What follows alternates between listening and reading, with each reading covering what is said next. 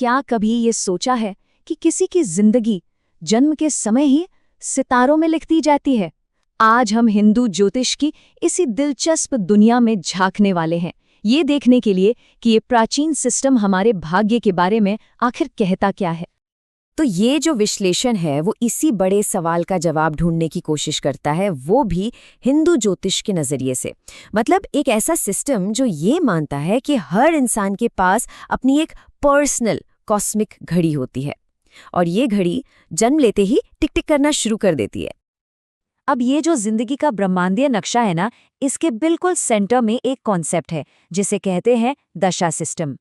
चलिए देखते हैं कि ये आखिर है क्या। आसान भाषा में समझे तो दशा सिस्टम जिंदगी को अलग अलग टाइम पीरियड्स में बांट देता है, जिन पर अलग अलग ग्रहों का राज होता है। ये सिस्टम ही तय करता है कि कब कौन सा ग्रह अपने अच्छे या बुरे असर के साथ हमारी जिंदगी की कहानी में मेन रोल निभाने वाला है।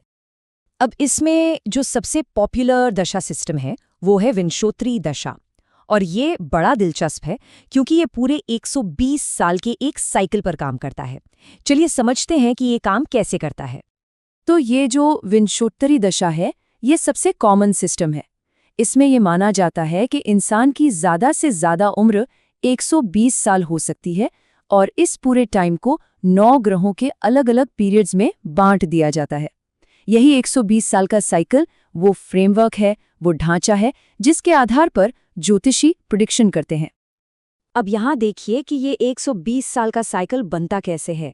9 ग्रहों में से हर एक, और हाँ, इसमें राहु और केतु जैसे लूनर नोड्स भी शामिल हैं, एक तय समय के लिए राज करता है।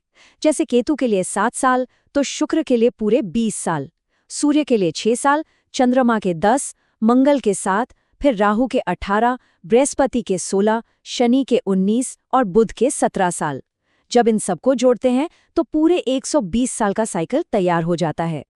तो सवाल ये उठता है कि किसी इंसान का ये 120 साल का साइकिल आखिर शुरू कहाँ से होता है? मतलब पहला पीरियड किसका होगा? इसका जवाब जन्म के समय चंद्रमा की पोजीशन में छुपा है। जी हाँ, 27 नक्षत्रों में से चंद्रमा जिस नक्षत्र में होता है वही तय करता है कि ये यात्रा कहाँ से शुरू होगी। ठीक है, तो अब हम इस कॉस्मिक टाइमलाइन को थोड़ा बहुत समझ गए हैं। अब देखते हैं कि ये सिस्टम जिंदगी के सबसे बड़े इवेंट्स में से एक, यानी शादी, को कैसे एनालाइज करता है। ज्योतिष में जन्म कुंडली को 12 भावों में बांटा जाता है और हर भाव जिंदगी के एक अलग हिस्से को दिखाता है। जब बात शादी की आती है तो ये 4 भाव खासतौर पर देखे जाते हैं। 7वां भाव जो सीधे सीधे शादी और पार्टनरशिप का है, चौथा भाव जो परिवार और घर के सुख को दिखाता है, 8वां भाव जो शादी की उम्र से जुड़ा है और 12वां भाव जो इंटीमेसी को गवर्न करता है। अब सिर्फ भाव ही नहीं, ग्रह भी बहुत बड़ा रोल निभाते हैं। एक तरफ है शुक्र और बृहस्पति जैसे ग्रह। शुक्र जो प्यार और हार्मनी का ग्रह है और बृहस्पति जो ज्ञान और ग्रोथ लाता है। और दूसरी तरफ है मंगल और शनि। मंगल जो संघर्ष का प्रतीक है और शनि जो रुकावटें और देरी लाता है। असल में इन्हीं एनर्जीज का बैलेंस ही सबसे ज्यादा मायने रखता है। लेकिन तब क्या, जब चीजें ठीक नहीं चलती? ज्योतिष उन खास प्लैनेटरी कॉम्बिनेशंस की भी पहचान करता है जिन्हें अक्सर शादी में होने वाले झगड़ों या यहाँ तक कि तलाक का इंडिकेटर माना जाता है। कुछ ग्रहों को उनकी प्रकृति की वजह से अलगाववादी माना जाता है, मतलब जो अलग करने का काम करते हैं। इनमें आते हैं सूर्य, मंगल, शनि, राहु और केतु। जब ये ग्रह शादी से जुड़े भावों पर असर डालते हैं तो ऐसा माना जाता है कि ये रिश्तों में तनाव पैदा कर सकते हैं। तो यहाँ कुछ ऐसे कॉम्बिनेशंस या योग दिए गए हैं जिन्हें ज्योतिषी मैरिटल प्रॉब्लम्स के लिए रेड फ्लैग की तरह देखते हैं। जैसे कि अगर 7वें घर का मालिक, जो शादी का घर है, किसी मुश्किल घर जैसे 6, 8वें या 12वें में बैठा हो, या फिर 7वें घर पर शनि, मंगल या राहु जैसे अशुभ ग्रहों का असर हो। प्यार का ग्रह शुक्र अगर कमजोर हो तो भी एक संकेत है। और फिर आता है मंगल दोष या कुछ दोष, जिसके बारे में बहुत लोगों ने सुना होगा। ये एक बहुत खास ज्योतिषीय कंडीशन है।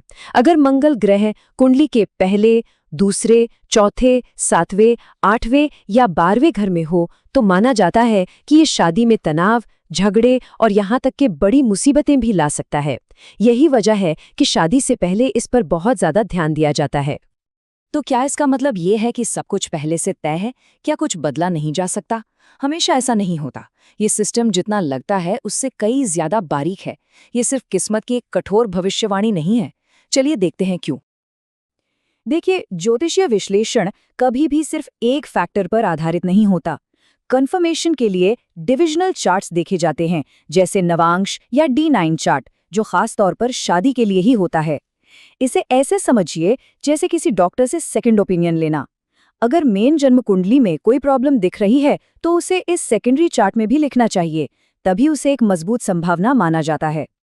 और इसके अलावा इस सिस्टम में उपाय का कॉन्सेप्ट भी शामिल है, जैसे पूजा पाठ करना या खास रत्न पहनना। इनका मकसद होता है अशुभ ग्रहों के असर को शांत करना और अच्छे ग्रहों के प्रभाव को मजबूत करना। इन उपायों का होना ही ये बताता है कि भले ही किस्मत में चुनौतियां हों, लेकिन उनसे निपटने के लिए कुछ कदम उठाए जा सकते हैं। तो आखिर में सवाल यही है, जन्म कुंडली क्या है? क्या ये एक ऐसी भविष्यवाणी है जिसे टाला नहीं जा सकता, या फिर ये एक गाइड है, एक नक्शा है जो हमें अपनी ताकत और कमजोरियों को समझने में मदद करता है? क्या ये एक ऐसी स्क्रिप्ट है जिसे बस फॉलो करना है, या ये एक रोड मैप है जिससे हम अपनी जिंदगी के सफर को बेहतर तरीके से नेविगेट कर सके? इसका जवाब शायद देखने वाले के नजरिए में ही छिपा है।